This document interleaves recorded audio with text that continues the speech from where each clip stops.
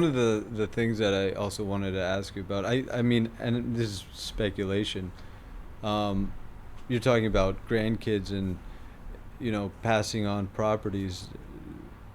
I always saw you as a long-term investor, probably one of the longest-term investors that I've talked with. Why do you use that strategy? What is the ideal hold period for you, if there is one?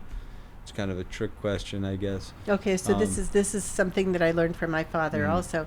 He said you have to have the mentality of going to an auction. You sit when everybody is standing, you stand when everybody is sitting. Okay? And you have to sell when the time is right to sell.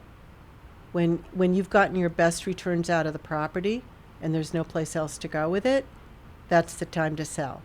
If you can get, for example, if you sell a property in Southern California today, the buyer if it's a good property, say Santa Monica, Wilshire Boulevard, the buyer is only going to get a 1 or 2% return. Right. So who's going to buy it? Somebody who's a generational buyer. And these usually are not, they're usually not Americans, because Americans think short term. They're usually foreign buyers who are buying for future generations, and they're willing to sit and maybe not make money, but they know that their children and their grandchildren will do really well.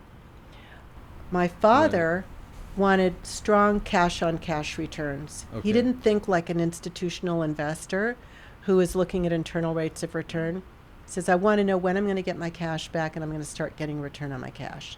And so if he could buy a property in Texas or Nevada and get 7% on his money, he would sell his California property, which he did, and he would buy in Texas or Nevada or Colorado, or and get a 7% return. My daughter right now just sold a Southern California property, and she's looking, she's identified properties in Ohio and Georgia and Utah, which will give her much better returns.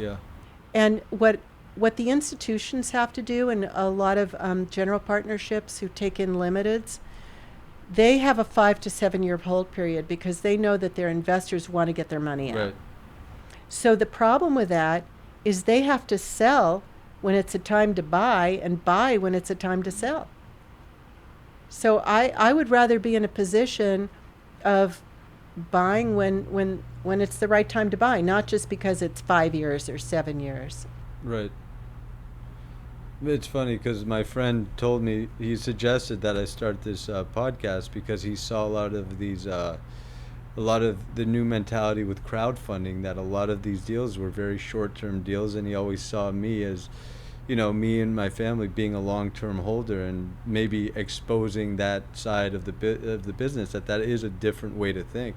And it's funny how I was going to call it the ironically contrarian, because it's ironic that it's so contrary to the instant gratification of making money fast, but that's sort of what I grew up with.